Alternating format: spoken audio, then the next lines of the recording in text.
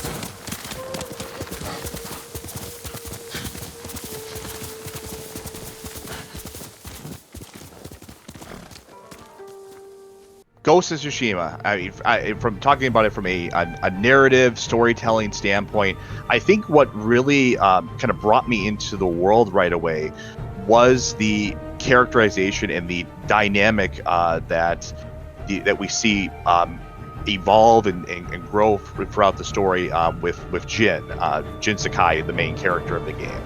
He's a samurai that is, without getting into spoilers, he's a samurai that is torn between two worlds. He's torn between the code that he knows, the samurai code of honor that he has grown up with and has been instilled with throughout his whole life. He's torn between that and the reality of the world that he lives in, where he's outnumbered. He is you're basically always pitted in situations where you don't have support. You're desperate. Basically, he's desperate, and he has to resort to things that you wouldn't really characterize as honorable according to his samurai code. He throws away the life that he knew. He's torn between these two worlds. This world of his samurai code and this world of pragmatism and doing what you have to do to win a war, essentially.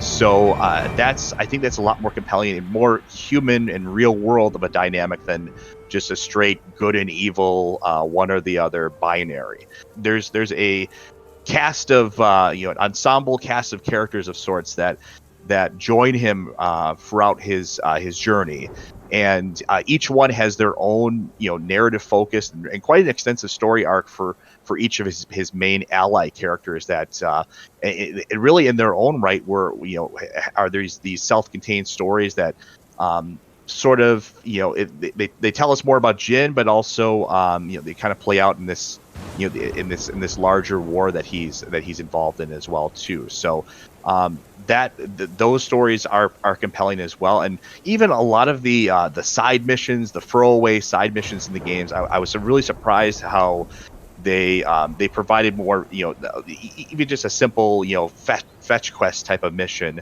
was how those were handled, how they kind of really helped to develop Jin even more. So that's really kind of what blew me away about this was even those little throwaway missions you don't think about. I can having played the game, I can go back and kind of think about like, oh wow, this is the different way he handled things in different situations. It makes me an even deeper character, deeper person.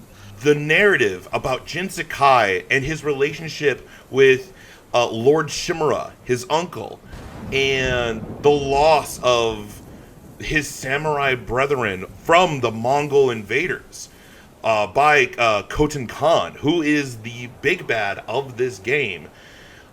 The conflict that Jin Sakai has between himself, between his order to the samurai order, his drive, and how he stands true by it. And as you go throughout the game, becoming the ghost, how it conflicts with him, and how he is where he is pretty much like a lawful good character, or maybe a lawful neutral character. But of what he sees is that what he must do in order to stop the Mongolian invaders, to him, the cost is worth it. And through the side quests with the other alliance, like the other characters like Yuna and Masako and so on and so forth, even the side quests are phenomenal, and they relate to his relationship with them. When it comes to this narratives game, I was awestruck by how well done the narrative was, and at the end, it brought a tear to my eye. And I am so impressed by what Sucker Punch has brought to the narrative of this game.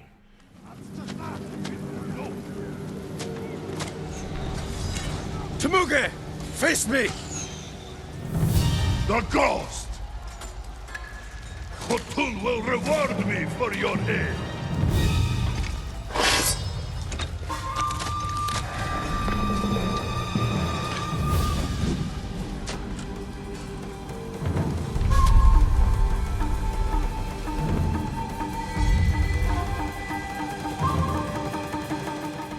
Now let's talk about the gameplay of Ghost of Tsushima. The gameplay in this game is absolutely phenomenal. I have heard people say that this game is a cross between Assassin's Creed, Legend of Zelda Breath of the Wild, Red Dead Redemption, and the Batman Arkham series with how this game is done. You have traversal in this game, like Assassin's Creed, where you're free climbing on ledges and mountains and stuff.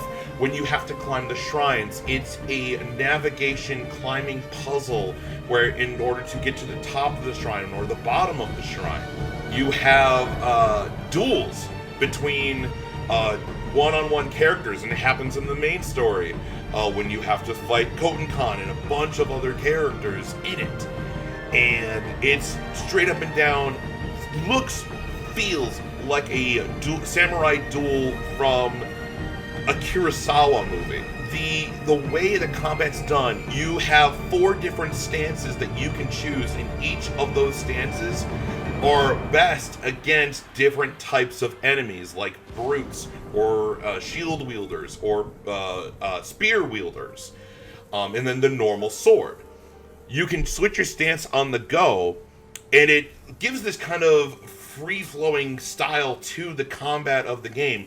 You also have bows, you also have kunais, you have smoke bombs, you have sticky bombs, you have explosive bombs. You have so many different ways to deal with enemies, and the way the enemies behave are so different to each other. You can come up with a horde of enemies upon you, and you can take them all out in different ways. And the more you progress through the game, you can get different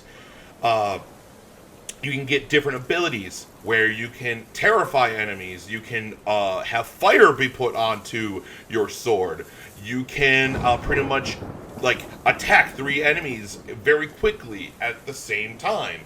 And then you can also go into this awesome mode called the Ghost mode, where it's kind of like your super, and everything goes black and white, and you can just one-shot kill 3 enemies, and it's amazing. It's absolutely one of the most fun games I've ever played.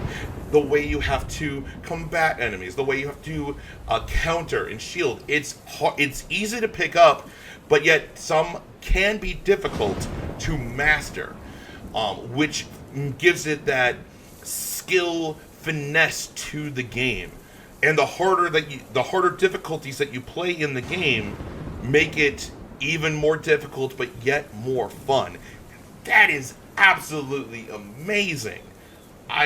Very well done, Sucker Punch. Okay, to follow up on the gameplay, yes, I mean this game is a like a pastiche of so many different genres and so many different games at once. It kind of reminds me of Jedi Fallen Order in some ways, where it takes a lot of these different systems that we've seen in other games. This rhythmic combat from Batman. It takes outposts from Far Cry. It grabs those. It has these traversal puzzles that are very Assassin's Creed like. It grabs all these different systems and styles of gameplay and brings them together, and more so than that, it brings them together, but it does it arguably better than the games that it's lifted it from. I think the combat holds up better than Batman. I think the infiltrating the Far Cry-esque outposts in the game, I think that's done better in some ways than Far Cry. So that's really, I think, the what creates this addictive core combat loop of exploration and combat that makes the game entertaining, and it keeps you enjoying the fights and the duels of the game all the way from the first hour to the last hour. So it works. It's very effective, and it's a lot of things congeal together to make that happen. And what really impressed me, I think this is one of the only games I can think of, at least in recent memory, where the RPG elements of it, the upgrades for Jin, whether it be different combat styles, different items that he acquires throughout the game that he can upgrade. I felt like every time I spent a technique point, which is kind of like this level up reward of sorts that you get in the game, I felt like every time I spent a point that it actually had a meaningful impact on my character. And I mean, even from the get-go, Jin is, this is by design. They wanted him to be very lethal. I mean, he's supposed to be a samurai. He's not supposed to be just some pushover weakling. I mean, so it's a very, you could do a lot of damage right away and from the outset of the game. But as you acquire technique points and upgrade Jin, you can have this sort of this dance of combat that you can do, and you can handle different situations, different types of enemies with a lot more ease and finesse that you couldn't do at the start of the game. So I can't stress enough how much that impressed me just right off the bat, which is really almost every upgrade I spent felt meaningful. In most games, I mean, you get it's like, okay, let me get give me a health upgrade or give me this or that, and that's all you focus on. Everything else is just superfluous. This game really made you it made you appreciate the transition of power from when you started to the character you have at the end of the game. I mean, not everything I would say is perfect. I think they could have done a little bit more with things like weapon upgrades and things like that to make that give that a little bit more depth. And I would have liked to have seen maybe a few mini game style things thrown into the game as well, just to kind of further add more variety to the gameplay, even on top of things. But I mean, that's really just nitpicking. I mean, the game was a blast to play. There's I guess I'll kind of amend what I said. There's variety already kind of built into the gameplay, just between the if you get bored doing the main story, you can go do a side story, or maybe you can explore a shrine, or go just go off, pick a random direction, and you'll find something to do. It's kind of like Fallout in that regard. Just pick a direction, and there's chances that there's something to do in that direction for you. So yeah, really just a very strong gameplay loop. I mean, it expands on everything we've seen before from Infamous and from these other iconic games, but I think it just does it better overall. So yeah, just a very, very strong game from the gameplay, from a gameplay standpoint, that it doesn't lose that fun factor. It doesn't go away even after 25, 30 hours. You learn the ways of stealth, and the way that stealth is done in this game is so much fun, and it gives you more ability and more free reign of how you want to play. For instance, for me, I played more of like a samurai, where I just went gung-ho and just fought everyone head on. But if you don't want to, and you want to be more stealthy, you can. The ways that you can lure enemies out and kill them, and you can upgrade your katana and your weapons in order for you to kill enemies faster, makes it so much fun. You have so much free reign about how you want to go into combat and everything like that. Not only do you have that, you also have multiple different collectibles in the game. You have Mongolian records and artifacts. You have fox dens, which you follow pretty much a fox, and pretty much during that time they're spiritual entities. And you follow a fox to a shrine, which gives you more abilities to get pretty much charms. The charms augment your abilities that allow you to play the game the way you want also. There's bamboo strikes, which give you more resolve, which allows you to use more abilities more. You have hot springs, which allow you to get more health to your maximum pool. There's so many different things to collect in the game, and it's completely worth it. Yes, it does feel like that Ubisoft-like collect-a-thon of go to these points in the game, but it never felt boring. And one of the things that I enjoy about it is that these are things that I enjoy, and there's nothing wrong with having these kind of collect-a-thons go throughout the map, find these parts, as long as it's done well, which Sucker Punch has done a phenomenal job doing it. You also have vanity items, so the way you can customize your armor, your weapons, the way you look, everything from mask to headband to armor set to your katana, everything like that. You can find tons of different vanity sets that you can buy and also find throughout the world also, which is another fun thing to go throughout and find and get if you want to collect them all, or if you just are looking for specific ones too. Light for my father.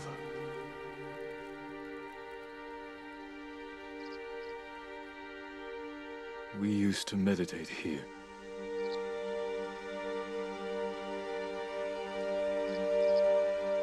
This old tree lives on.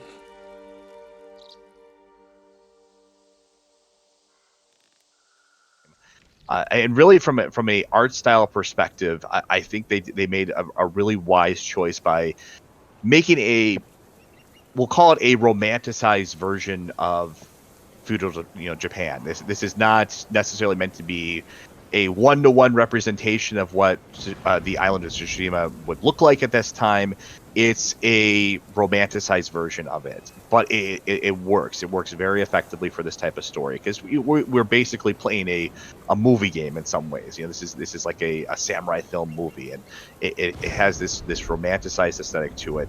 Lots of color too. I want to emphasize that. I mean, this is not just a lot of modern video games have this bad habit of having these dull, muted earth tones. They look gray and just brown, and there's just not a lot of color that pops in this game. Is different. It has a lot of red and yellow pops out. The color choices there, and even on with different options like the Kurosawa mode where everything's in black and white, just the aesthetic choices there, it just looks fantastic. What makes this so beautiful is the way, as Spectre has said, the colors pop and how it's done, and how stylized it is with the graphics, with how the leaves are blowing around and everything like that. It definitely looks and feels like a Kurosawa movie. And not only that, there is a Kurosawa mode in the game that allows you to do Japanese dub, and it's in black and white. That is something that Sucker Punch did not need to do. They could have left the game with just English dub and English subtitles, and have done Japanese dubbing. But no, they went the extra mile and did a Kurosawa mode, which blows my mind at how it feels and looks like a Kurosawa film, regardless if you play it in Kurosawa mode where it's in black and white, or if you play it in color with the English dubs, with the English subtitles. There are different ways you can do it, but graphically, this game blows me away. But it's the way that it's done, it's the style of how the graphics are shown, and that kind of feeling of feudal Japan is phenomenal. That's what blows me away with the graphics of Ghost of Tsushima. Shigenori began a life of seclusion. Few students found him, and only the bravest and most skilled proved worthy of learning the heavenly strike. When a storm approaches, a sword is placed at Shigenori's rest by a student who knows of its location to ward off attacks from beasts of nature. What makes this game so special, and why I keep applauding this game throughout this review, is the appreciation that Sucker Punch has done to make it feel and look like feudal Japan during that time period, but yet still having it be fun. As I've said before, the way that duels are done between Jin Sakai and his opponent, the way that the graphics are done, and with the directing wind, which is your waypoint, and how everything just ties together, is absolutely awe-inspiring. That is what sets this game apart from the rest. It's the way that Sucker Punch has shown appreciation to the Japanese culture, how Jin Sakai unsheathes and sheathes his sword, how he fights, the different stances, of how they're done.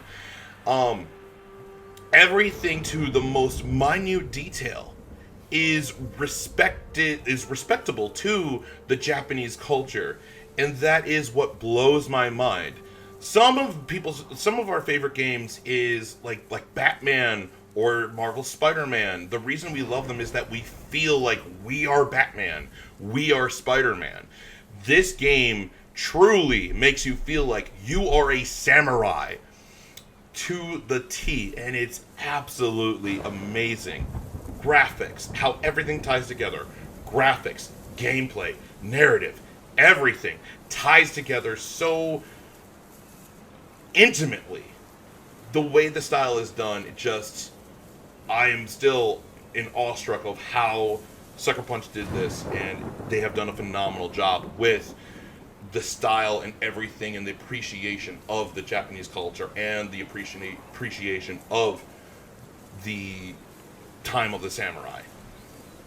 Yeah, I mean, I guess the best analogy I can make for this game for describing its style and the choices they made for it is this is the video game equivalent of a Braveheart or the Patriot film. It's a historical fiction. It leans more towards it leads more towards the entertainment side of things rather than the historical accuracy side of things, and I think that's for the best. I think, I guess as a player, as someone that's playing this game, and I'm not a historian by any means, but do I necessarily care that at the time of this game is taking place that the sword that Jin uses is technically not called a katana, it has a different name, and I mean, does that really matter to me or to most people that play this game? I don't think so.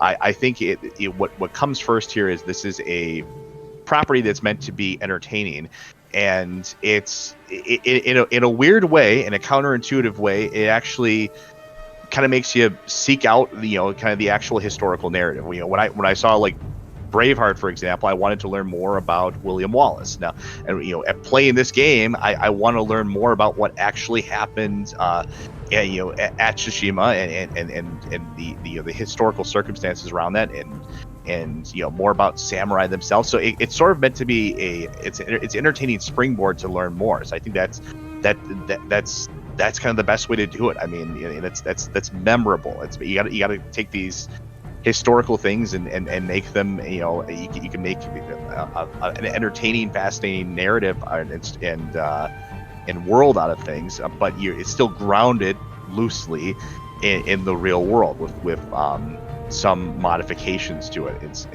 some ways. But yeah, no, I think they made the right choice here by romanticizing things. I think I was surprised that some other reviews were very harsh on the game for some of the choices it made, the changes it made that don't necessarily line up with the historical side of things. But I think first and foremost, this is entertainment. I think the creators, the developers of this game, obviously have a certain affinity for Kurosawa films and samurai films. I think that was their source of inspiration. It wasn't necessarily meant to be a perfect one-to-one recreation of a historical event. So from that regard, I think they made the right choice of this, and I think it serves the game. It makes it a much better game than had we gotten a more historically accurate story.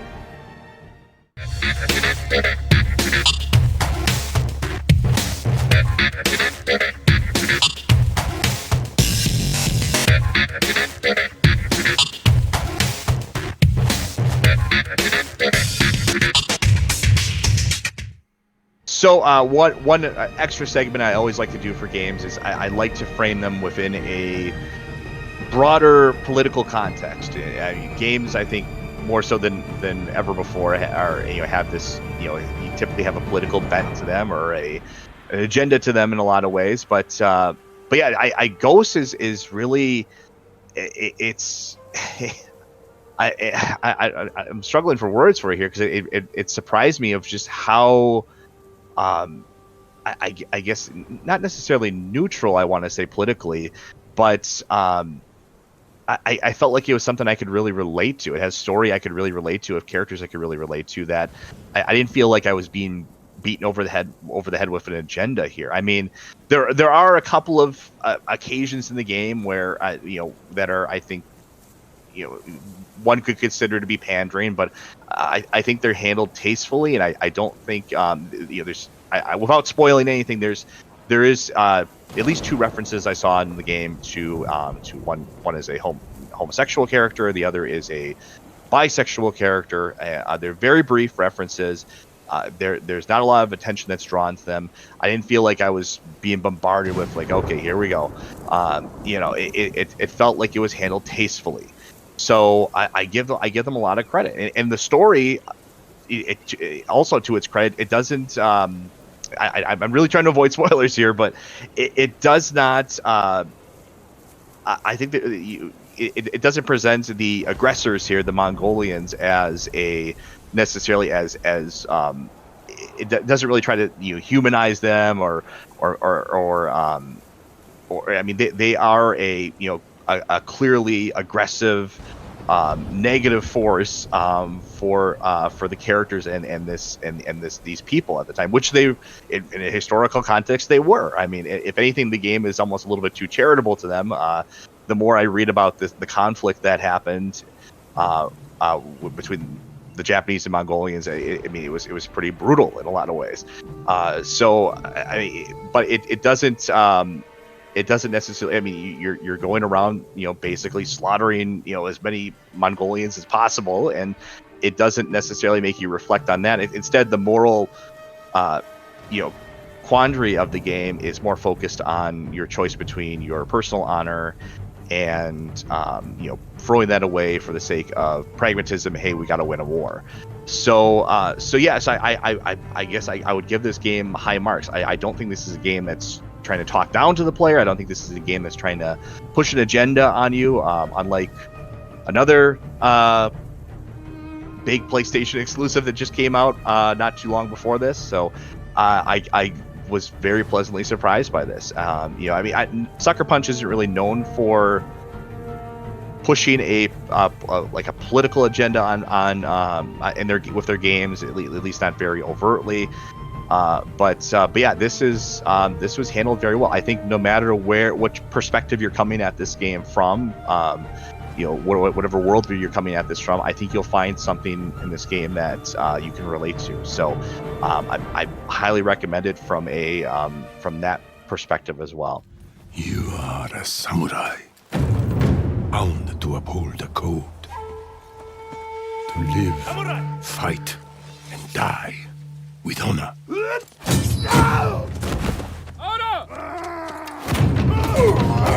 If you stray from this path, what will you become?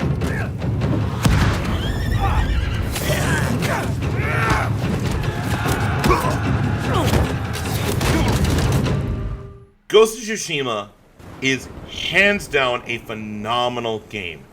Does this game use normal tropes of other games that we have played before? Yes. Like Batman, like Assassin's Creed, so on and so forth. But that's what I signed up for. That's what I think we all signed up for. There is nothing wrong with the game having kind of similar tropes to a open world, quote-unquote, Ubisoft game.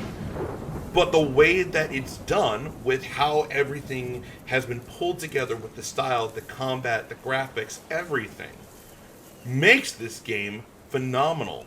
And the appreciation to the Japanese culture also. That's what makes this game fun. That's what makes it so interesting and so different to a lot of other games that we have played this year. Ghost of Tsushima is different. I finished Ghost, I platinumed the game, and I'm still excited about it. I'm still thinking about it. It was more than just a game. It was an experience. You feel like you're drawn into this world, and it has characters that you care about. I mean, it even gets you almost a little bit emotional at the end. I was surprised. You grow attached to these characters, and that's something that doesn't happen with every video game. It doesn't happen with most video games, and that it really shows you what this medium can accomplish when you have a group of people working together on something that are truly passionate about it. And I think that was the source of inspiration for this game. It was Sucker Punch. They clearly have an affinity for samurai films and Japanese culture, and that's something they enjoy and they're drawn to, and they set out to make a game that was that kind of fills that niche. We don't really have like a game equivalent of that, and now we do. I'm excited to see what comes next. I mean, where do they go from here? There's a lot of unknowns, and we're getting some more content, of course, that's coming to the game. But I'm very curious to see how things play out from here.